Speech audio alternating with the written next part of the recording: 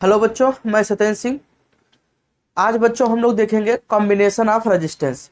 जैसा कि पिछले क्लास में हम लोगों ने रेजिस्टेंस के बारे में पढ़ा था, एक बार मोटे तौर पर हम लोग देख लेते हैं कि रेजिस्टेंस क्या होता है। हमने कहा था कि रेजिस्टेंस किसी चालक का क्या होता है, प्रॉपर्टी होता है।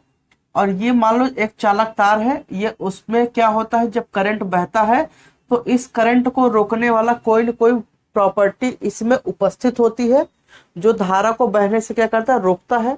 यही जो प्रॉपर्टी होती है वो रेजिस्टेंस कहलाता है, या बच्चों प्रतिरोध कहलाता है। क्या कहलाता है? प्रतिरोध। ठीक है, इतना हम लोगों ने देखा था। अगर बच्चों देखे, जो रेजिस्टेंस का सिंबल होता है, जो प्रतीक होता है, अगर ऐसे बना दे तो ये बच्चों क्या है, रेजिस्टेंस। ये क्या है? रेजिस्टेंस का बच्चों सिंबल है, सिंबल है, जिसे हम लोग बच्चों कहते हैं प्रतीक कहते हैं। ठीक है, प्रतीक। और आप जानते हो रेजिस्टेंस का जो मात्रक होता है वो बच्चों क्या होता है, ओम होता है। और ओम का जो सिंबल है बच्चों ये है। ठीक है, ओम का सिंबल ये है। ठीक है, आज बच्चों हम लोग जो बात करेंगे जिस टॉपिक पे, उस टॉपिक का नाम है combination of resistance. Combination of resistance.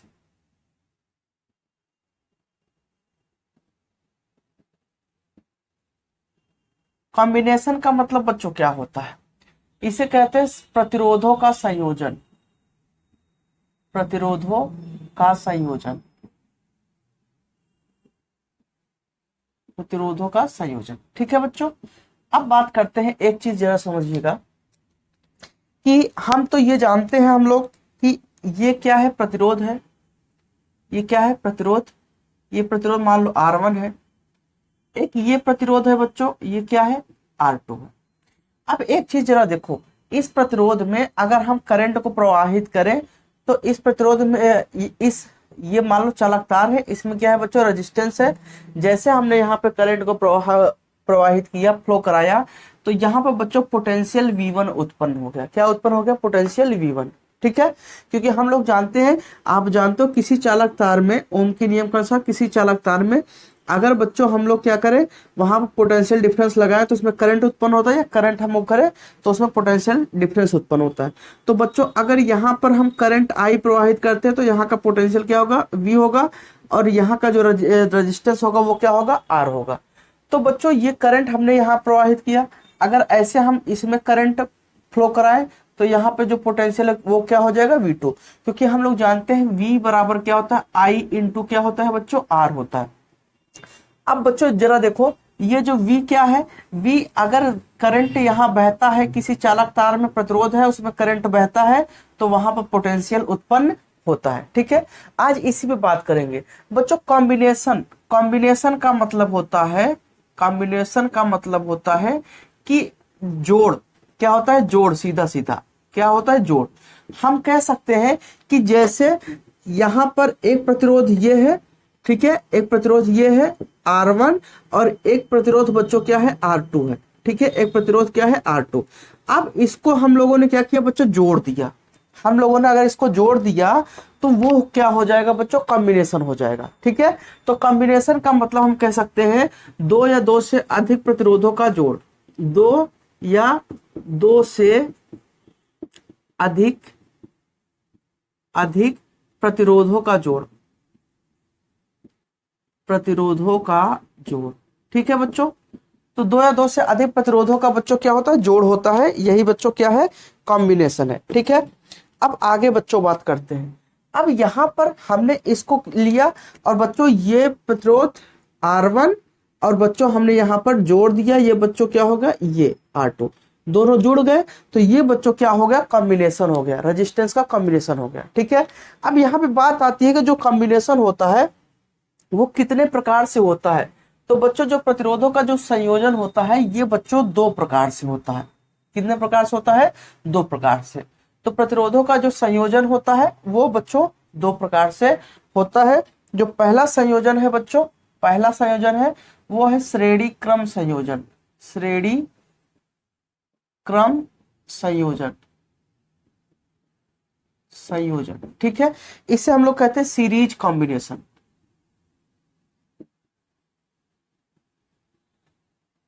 Series combination. ठीक है, थोड़ा स्पेलिंग देख लीजिएगा, हो सकता है मिस्टेक हो। ठीक है, शायद सही है, इस टाइम याद नहीं आ रहा है, आप समझ लीजिएगा। ठीक है, दूसरा बच्चों होता है समांतर क्रम संयोजन। ठीक है बच्चों, तो जो प्रतिरोधों का संयोजन होता है वो दो प्रकार से होता है, एक सीरीज कॉम्बिनेशन होता है, एक पैरेलल कॉम्बिनेशन होता है। क्या होता है बच्चों? एक पैरेलल कॉम्बिनेशन होता है। ठीक है बच्चों, अब यहाँ पर श्रेणी क्रम संयोजन क्या होता है? एक प्रकार से आप देखिए, यहाँ पर हम लोगों को इन दोनों के बारे में पढ़ना है। ठीक है, अब एक चीज यहाँ पर बच्चों हम लोग समझते हैं, सबसे पहले देखते हैं कि जब श्रेणी क्रम संयोजन, पहले इसका डायग्राम समझ लेते हैं, फिर आगे बात करते हैं। और ये बच्चों समांतर क्रम। ठीक है बच्चों, अब श्रेणी क्रम और समांतर क्रम कैसे हम समझेंगे? तो एक बच्चों ये प्रतिरोध है R1 और ये प्रतिरोध क्या है? R2। ठीक है, ये इसका प्रारंभिक सिरा A है, ये इसका प्रारंभिक सिरा B, ये इसका प्रारंभिक सिरा C है, ये इसका प्रारंभिक सिरा D। ठीक है, अब बच्चों यहां से देखिए, यहां से क्या है? ये प्रारंभ है, इसका स्टार्टिंग पॉइंट है, स्टार्टिंग है। ठीक है, और ये बच्चों क्या है? इसका एंड है। ये इसका स्टार्टिंग है बच्चों, और ये इसका क्या है बच्चों? एंड।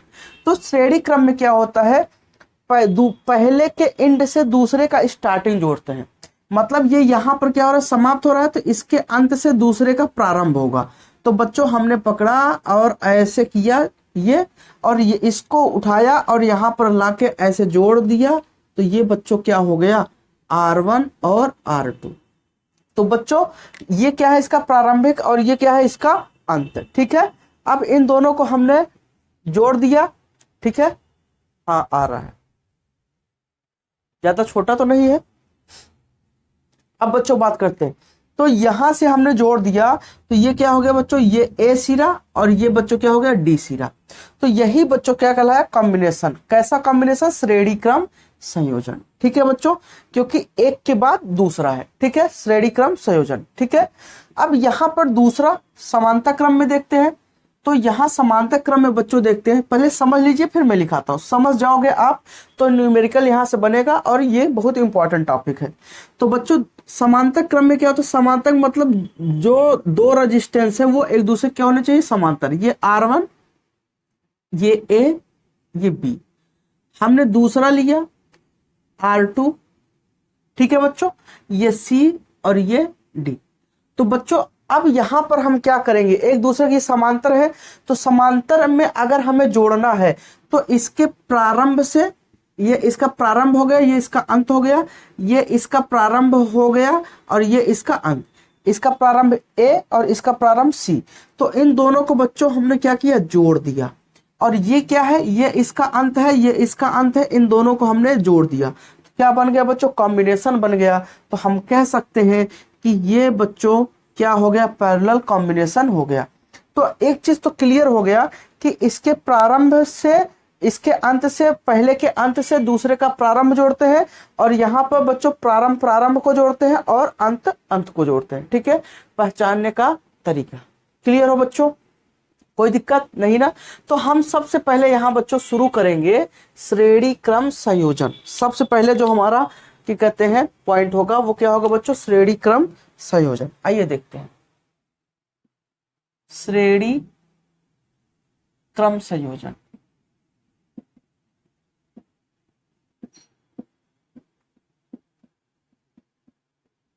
श्रेणी क्रम संयोजन, पैरेलल सीरीज कॉम्बिनेशन। अब बच्चों यहां पर हम लोग देखते हैं कि ये आपका प्रतिरोध R1, ये प्रतिरोध R2 और ये प्रतिरोध R3। ठीक है बच्चों, ये सिरा A, ये B, ये C और ये D। ठीक है, तो ये बच्चों तीन प्रतिरोध है, R1, R2, R3। ठीक है, अब बच्चों यहां पर श्रेणी क्रम अगर हमें पहचानना है, कैसे पता चलेगा कि ये श्रेणी क्रम में है? तो बच्चों हमें कुल मिला के हम ये जानेंगे कि श्रेणी क्रम में पहले के अंत से दूसरे का प्रारंभ जुड़ता है। ठीक है बच्चों, तो जैसे इसके अंत से दूसरे का प्रारंभ जुड़ा है, इसके अंत से तीसरे का प्रारंभ जुड़ा है, तो ऐसे स्टेप बाय स्टेप होता है। ठीक है बच्चों, अब बच्चों यहां पर अगर हम देखें तो ये यहां पर ये सर्किट बन गया। अगर बच्चों यहां पर हम क्या करते, करंट को फ्लो कराएं, अगर बच्चों हम करंट को फ्लो कराएं तो ये बताओ बच्चों, करंट अगर फ्लो होगा तो जितना करंट यहां से जाएगा उतना ही यहां पर भी जाएगा। बताओ बच्चों, उतना ही करंट यहां पर जाएगा। तो हम कह सकते हैं तीन के तीनों प्रतिरोधों में जो धारा होती है बच्चों वो क्या होती है, समान होती है। अब हम लोग जानते हैं बच्चों, क्या जानते हैं कि V बराबर I इंटू R होता है। अब बताओ बच्चों, अगर I आपका सेम है, जरा समझिएगा, अगर यहां पर I आपका सब में सेम है तो अगर R बदल जाएगा तो V भी बदल जाएगा। समझिएगा बात, अगर बच्चों यहां धारा क्या है, समान है, तो यहां R बदलेगा तो V भी क्या हो जाएगा, बदल जाएगा। ठीक है, जैसे हम यहां अगर I का मान क्या ले लें, 2 ले लें। ठीक है, तो अगर बच्चों यहां हम प्रतिरोध 3 कर दिया तो यहां विभव कितना हो जाएगा, 6।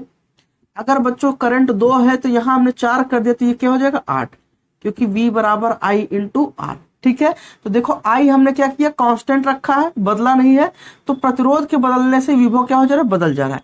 तो अगर यहाँ विभव, यहाँ पर प्रतिरोध बच्चों कितना है, R1 है, तो यहाँ का जो विभव होगा बच्चों वो कितना होगा, V1 होगा। यहाँ का विभव क्या R2, यहाँ का प्रतिरोध R2 है तो यहाँ का विभव क्या हो जाएगा, V2 हो जाएगा। यहाँ का प्रतिरोध R3 है तो यहाँ का विभव कितना हो जाएगा, R3 हो जाएगा। समझ पा रहे हो ना बच्चों। तो हम कह सकते हैं कि जो श्रेणी क्रम होता है ना, इसमें अगर आपको पहचानना है तो एक चीज तो क्लियर हो गया। पहला नंबर क्या हो गया कि श्रेणी क्रम में धारा समान होती है। श्रेणी क्रम में धारा समान होती है। ठीक है बच्चों, ये चीज याद रखिएगा, आपके बहुत काम में आने वाला है। दूसरा पॉइंट क्या, विभव क्या अलग अलग है, तो बच्चों क्या होगा, श्रेणी क्रम में विभवांतर या विभव अलग अलग होता है। ठीक है बच्चों, अब बच्चों एक चीज ये बताओ, कैसे हम समझेंगे कि ये श्रेणी क्रम है, कैसे आप पहचानोगे। तो सीधा सीधा आप एक काम करो, आपका स्टार्टिंग कहां से हो रहा है, ए से, और यहां पर जाना कहां है, डी पर। तो प्रारंभ से अंत तक जाने के लिए अगर रास्ता केवल और केवल एक हो तो उसे हम कहेंगे बच्चों श्रेणी क्रम। तो बच्चों प्रारंभ से अंत तक जाने के लिए रास्ता केवल एक हो, केवल एक हो, तो वो बच्चों क्या होगा, श्रेणी क्रम। ये बच्चों 3 पॉइंट आप इतना याद रखिएगा, आप हर चीज कर लोगे। ठीक है बच्चों, अब एक चीज बच्चों आप बताओ कि आपके पास अगर बच्चों मान लो कि अगर 2 किलोग्राम चीनी है, ये 1 किलोग्राम चीनी है, समझिएगा। ठीक है, अगर बच्चों इन दोनों को मिला दिया कुल कितना हो जाएगा, 3 किलोग्राम। क्या मिलेगा बच्चों, चीनी ही मिलेगा ना। अगर बच्चों हम द्रव्यमान को जोड़े तो क्या मिलेगा, द्रव्यमान ही मिलेगा। बोलिए, ठीक है बच्चों।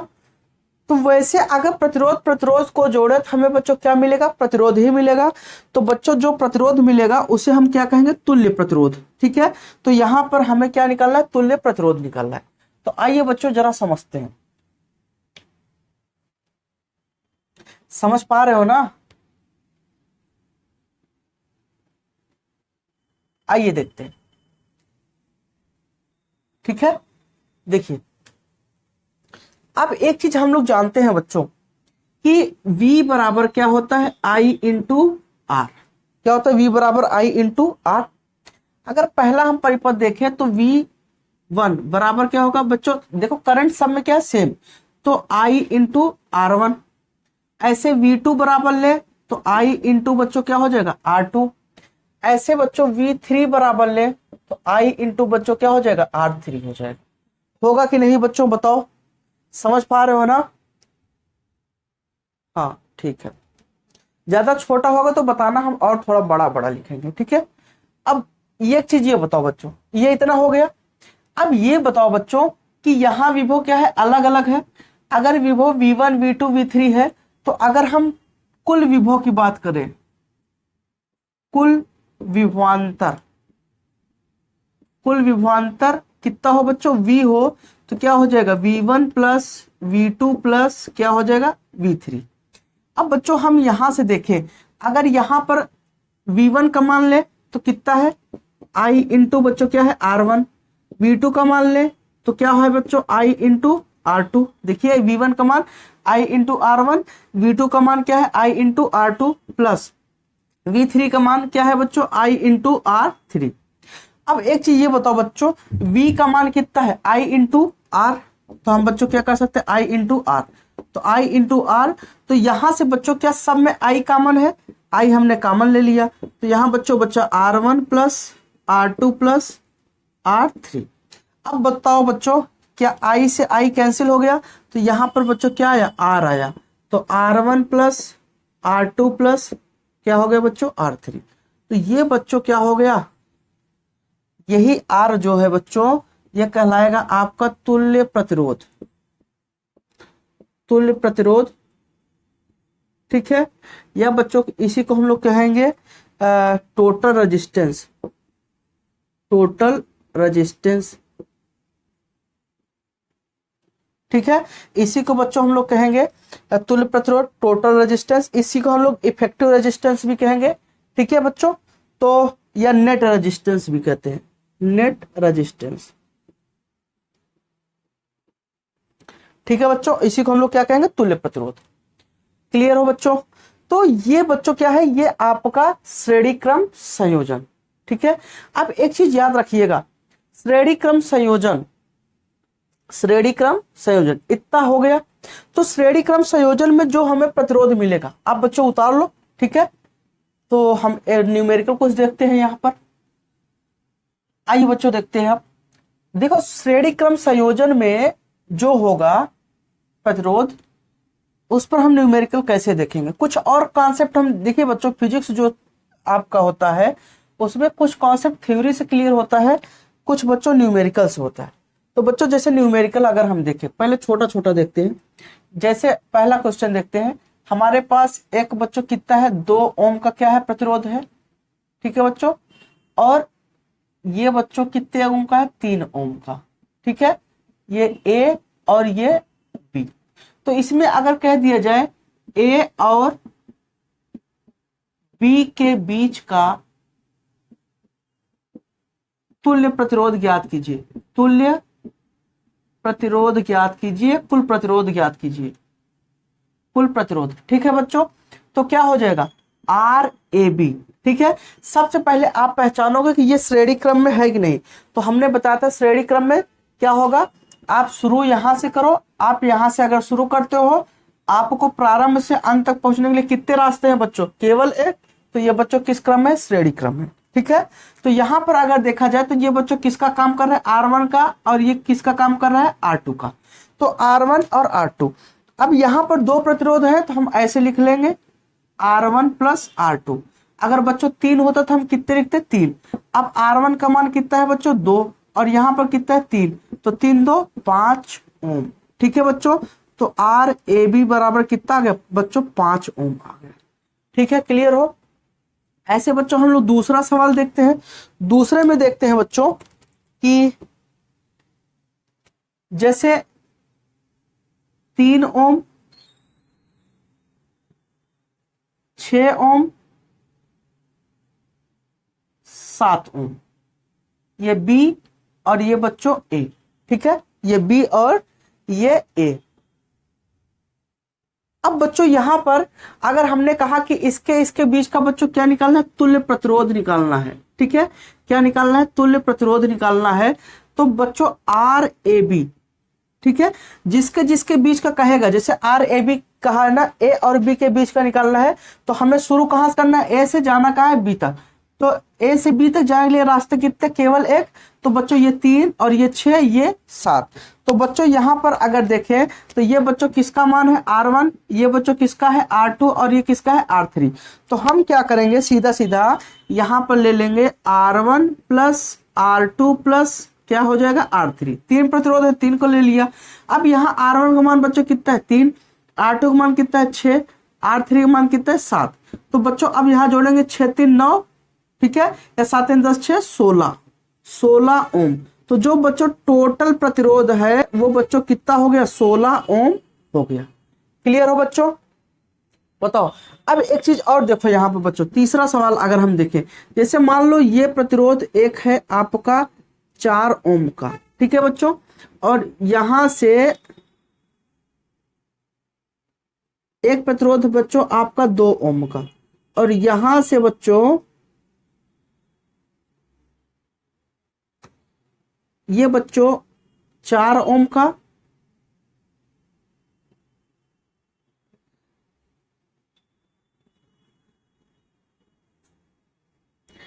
1 ओम का, ठीक है बच्चों। तो हमने कहा कि ए और बी के बीच का तुल्य प्रतिरोध निकालो, RAB निकालना है।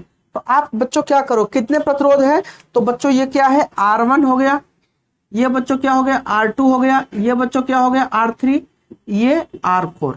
तो यहाँ बच्चों 4 प्रतिरोध है, तो आप कुल मिला के क्या करोगे, R1 plus R2 plus R3 plus R4। अब बच्चों यहाँ सबकी वैल्यू रखोगे। R1 का मान कितना है, 4 है, R2 का मान बच्चों कितना है, 2 है, R3 का मान 4 है, R4 का मान बच्चों यहाँ कितना है, 1 है।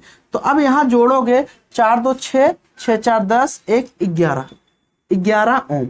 तो RAB का जो बच्चों मान आया है वो कितना आया है, 11 ओम। तो ये बच्चों क्या है, ये आपका श्रेणी क्रम संयोजन है। ये क्या है बच्चों, श्रेणी क्रम संयोजन। समझ पा रहे हो कि नहीं।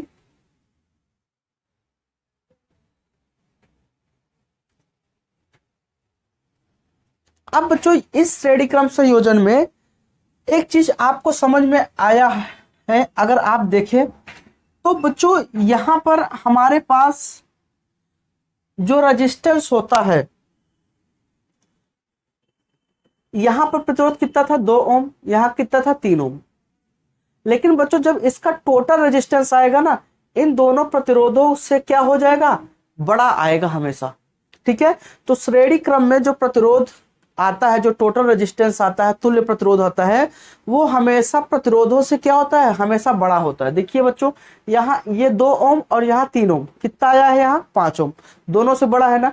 यहाँ 3 ओम, यहाँ 6 ओम, यहाँ 7 ओम, लेकिन यहाँ कितना आया है, 16 ओम।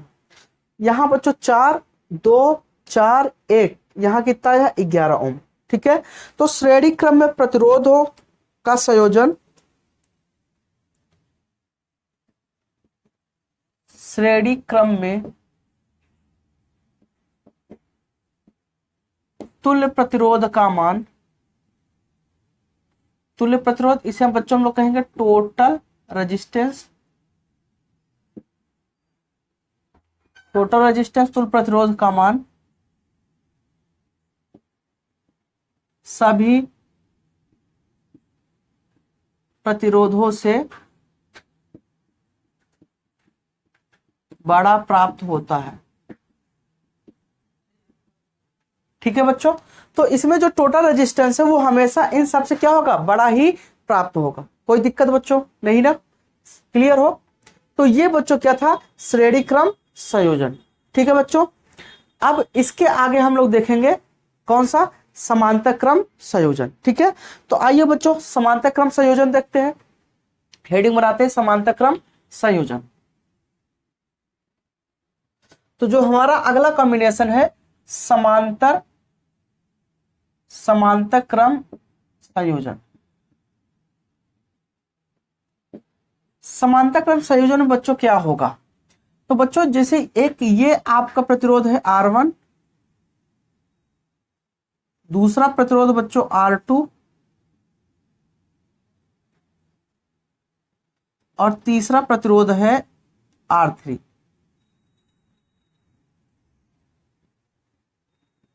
R3। अब बच्चों इन सबको हमने जोड़ दिया, इसके प्रारंभ से इसके प्रारंभ को हमने जोड़ दिया और अंत को अंत से, तो बच्चों ये A पॉइंट और ये बच्चों B, ठीक है। तो ये R1 R2 R3, ठीक है बच्चों। अब एक चीज बताओ, यहां से अगर देखें, अगर यहां से बच्चों करंट I चला, I अगर यहां से चला तो कुछ करंट जब जैसे यहां पहुंचेगा तो बच्चों कुछ करंट किधर चला जाएगा, इधर जाएगा, कुछ इधर जाएगा और कुछ इधर जाएगा। तो बच्चों करंट क्या हो जाएगा, अलग अलग हो जाएगा। तो यहां पर जो करंट मिलेगा बच्चों वो क्या मिलेगा, I1 मिलेगा। यहां जो करंट मिलेगा I2 मिलेगा, यहां जो मिलेगा I3 मिलेगा। अब बच्चों ये बताओ, अगर ये और ये बदल रहे हैं तो जो यहाँ पे विभव होगा वो बच्चों इन सब में क्या होगा, जो विभव होगा वो सेम होगा। तो यहाँ का विभव बच्चों क्या होगा, V, और यहाँ का भी V और यहाँ का भी V। तो हम कह सकते हैं, अब बच्चों पहचानेंगे कैसे, तो बच्चों देखो समांतर क्रम पहचानने का सीधा तरीका, पहला नंबर कि यहाँ पर प्रारंभ को प्रारंभ से जोड़ते हैं और अंत को अंत से जोड़ते हैं। तो बच्चों पहचानने का जो तरीका है, प्रारंभ को प्रारंभ से तथा अंत को अंत से जोड़ते हैं, अंत से जोड़ते हैं, ठीक है। अब ऐसे इसमें बच्चों क्या करेंगे, इसमें देखेंगे जब धारा यहां शुरुआत कहां से हुआ, ए से, जाना कहां है बच्चों, बी तक। ए से बी तक जाने के लिए कितने रास्ते हैं, तो बच्चों आप ए से अगर बी जाना तो आप इधर से भी होके जा सकते हो, इधर से भी होके जा सकते हो और इधर से भी, आप तीनों तरफ से जाके होके जा सकते हो। तो बच्चों हम कह सकते हैं प्रारंभ से अंत तक पहुंचने के लिए, प्रारंभ से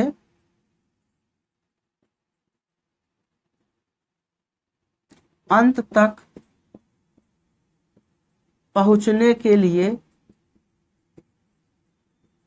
रास्ते एक से अधिक हो। अगर एक से अधिक रास्ते हो तो वो बच्चों किस क्रम में होगा, समांतर क्रम में। अब अगली बात बच्चों, अगली बात क्या है, यहां पर अगर देखें तो बच्चों इसमें धारा क्या होता है, अलग अलग, धारा का मान अलग अलग होता है, अलग अलग होता है, ठीक है। और बच्चों विभवांतर समान होता है, ये चीज याद रखिएगा, बहुत जगह बच्चों ये आपके काम में आने वाली चीज है। तो धारा का मान बच्चों क्या होगा, अलग अलग होगा और विभवांतर क्या होगा बच्चों, समान होगा। अब बच्चों आइए यहां पर देखते हैं, इसका कॉम्बिनेशन बनाते हैं, इसका जो टोटल रेजिस्टेंस है वो निकालते हैं। देखो बच्चों,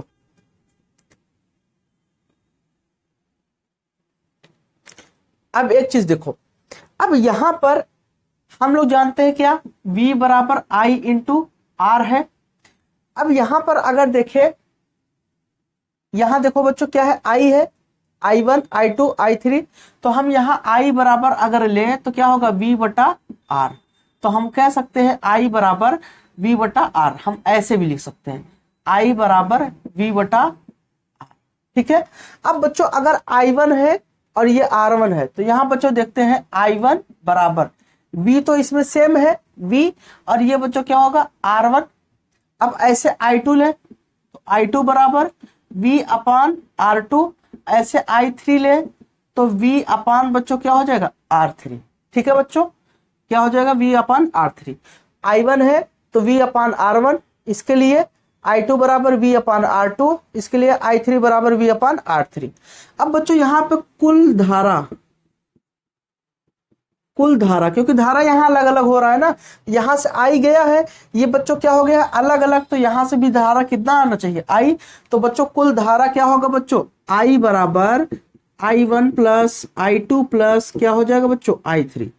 अब I1 I ही है, I1 का मान बच्चों कितना है, V अपान R1 प्लस I2 का मान V अपान R2 प्लस I3 का मान V अपान R3 दिया हुआ है ना बच्चों। ये I1 का मान हमने V अपान R1, I2 मान V अपान R2, I3 का मान V अपान R3। अब बच्चों यहां से I का मान हम क्या रख सकते हैं, v अपान आर रख सकते हैं यहां से बच्चों। तो हम लिख सकते हैं v अपान आर बराबर, अब बच्चों देखो क्या सम में v कॉमन है तो हम v को बाहर निकाल लिए। तो अगर यहां से बच्चों v चला गया तो यहाँ क्या बचेगा, एक बचेगा। तो एक बच्चे क्या, एक बटा क्या होगा R1, ऐसे यहां से निकल जाएगा क्या हो जाएगा बच्चों, एक बटा क्या हो जाएगा R2, और यहां से निकलेगा तो एक बटा क्या हो जाएगा बच्चों R3। ठीक है, तो अब यहां से बच्चों अगर हम ले v से v क्या हो गया, कैंसिल हो गया, तो एक बटा क्या हो जाएगा R बराबर 1/R1 प्लस 1/R2 प्लस क्या हो जाएगा बच्चों 1/R3। तो ये बच्चों क्या हो गया, तुल्य प्रतिरोध। तो यहां बच्चों जो R है वो क्या है, टोटल रेजिस्टेंस है। क्या है बच्चों, टोटल रेजिस्टेंस, तुल्य प्रतिरोध। तुल्य प्रतिरोध ए और बी के बीच का तुल्य प्रतिरोध। क्लियर हो बच्चों, उम्मीद करता हूं ये चीज आपको समझ में आया होगा। ठीक है, आइए अब इस पर कुछ न्यूमेरिकल देखते हैं। न्यूमेरिकल देखेंगे तो थोड़ा कॉन्सेप्ट और आपका बेहतर हो जाएगा। ठीक है, उतारिए आप।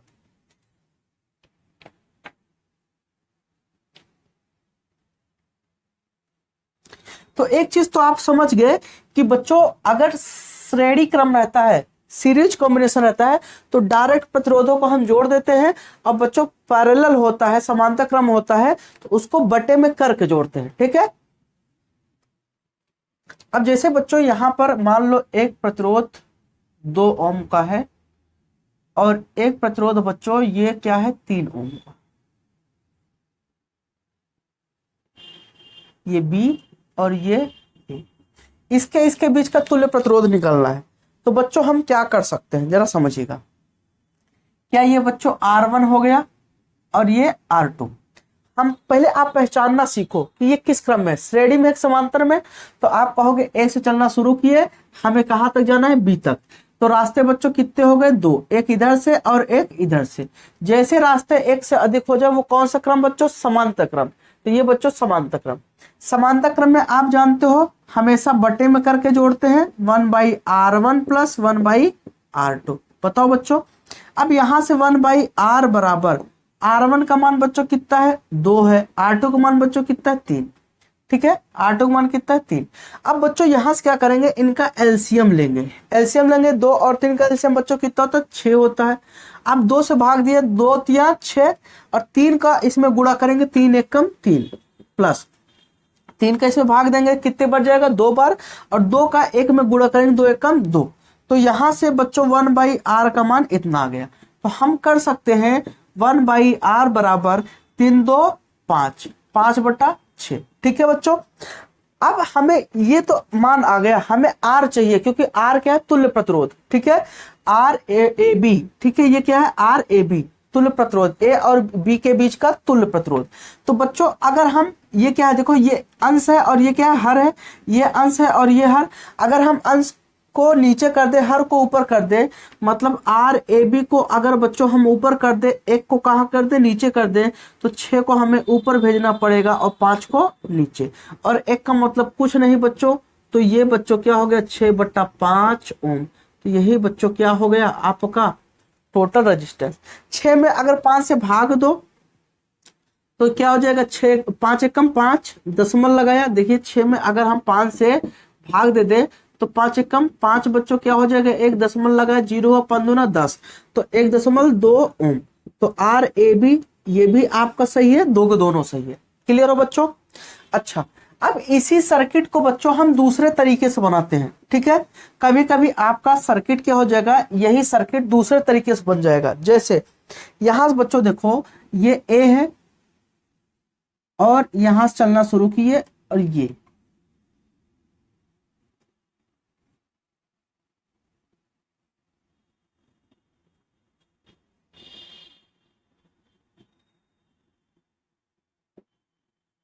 अब बताओ बच्चों ये किस क्रम में है, बताओ किस क्रम में है, श्रेणी में है कि समांतर में, नहीं दिख रहा है ना। अच्छा रुको मैं थोड़ा ऊपर बनाता हूं।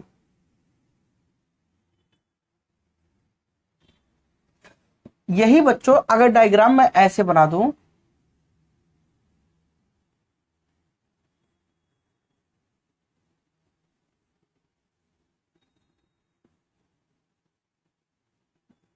ये बी, ये ए, ये 2 ओम और ये 3 ओम। अब बताओ बच्चों ये किस क्रम में, श्रेणी में है कि समांतर में है? तो आप बच्चों देखोगे यहां से भी जाने के लिए रास्ते बच्चों कितने हैं? 2, एक इधर से और एक इधर से। तो बच्चों चाहे ये कहो चाहे ये दो के दोनों बच्चों किस क्रम में? समांतर क्रम में। ठीक है, अब बच्चों देखते हैं एक सवाल और देखते हैं। जैसे यहां पर बच्चों सवाल नंबर दूसरा अगला देखते हैं कि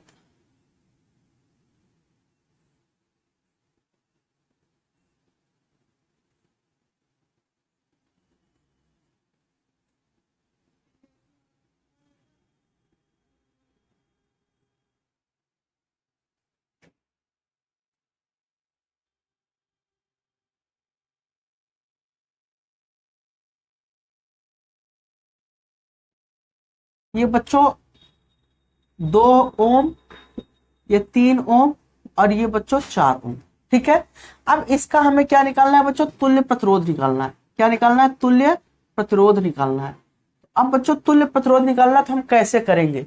तो यहां बच्चों देखो ये किसका मान है? ये R1 का मान है, ये बच्चों R2, ये R3। तो बच्चों 3 प्रतिरोध है, तो हम क्या करेंगे? सीधा सीधा RAB बराबर 1/R1 plus 1/R2 plus 1/R3।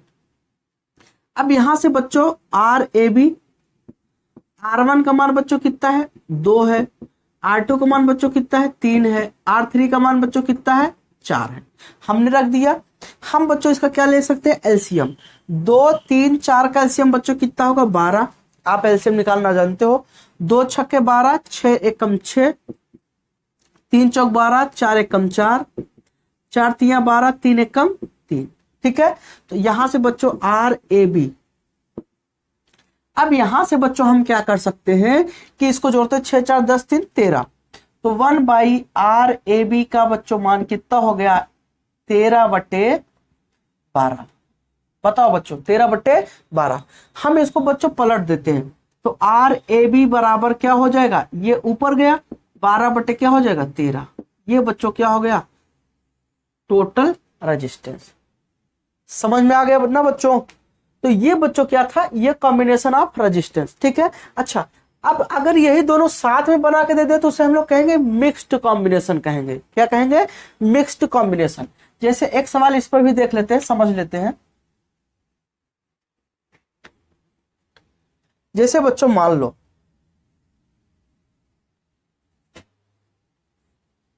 अभी मैं छोटे छोटे सवाल करा रहा हूं, अगले वीडियो में मैं कुछ और अच्छे सवाल लेके आऊंगा, थोड़ा हार्ड।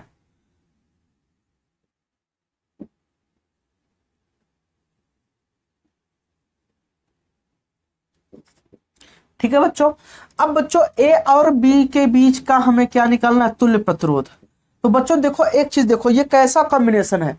तो आप समझो कि आपको शुरू कहां से करना है? ए से। जैसे आपने ए से शुरुआत किया, आपको कहां तक जाना है? बी तक। आपको तुरंत 2 रास्ते मिल गए।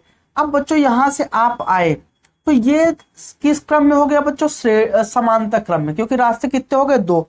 तो आप सबसे पहले क्या करोगे? इसको सॉल्व करोगे। जैसे आपने इसे सॉल्व किया तो हम यहां कर सकते हैं, हम समझ सकते हैं कि 3, इसे हम R1 मान लें, इसे R2।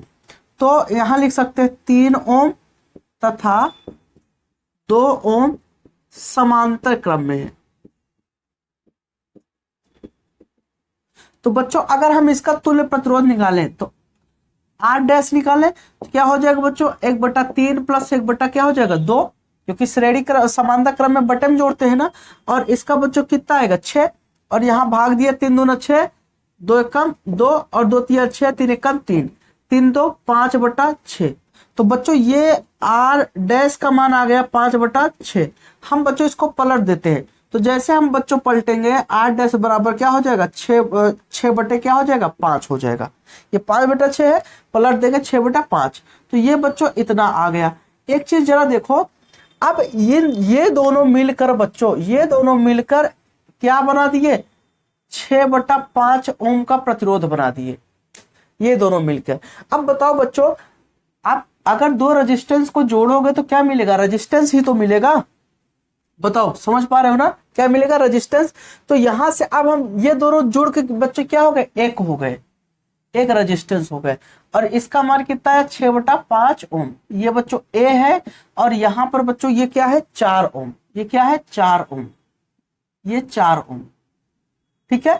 अब ये हम इसे R1, हम अब इसको क्या करेंगे, अब देखो ए से बी तक जा रही है किस क्रम में, श्रेणी क्रम में है। ए से बी तक जा रही है, रास्ता केवल कितना है, एक।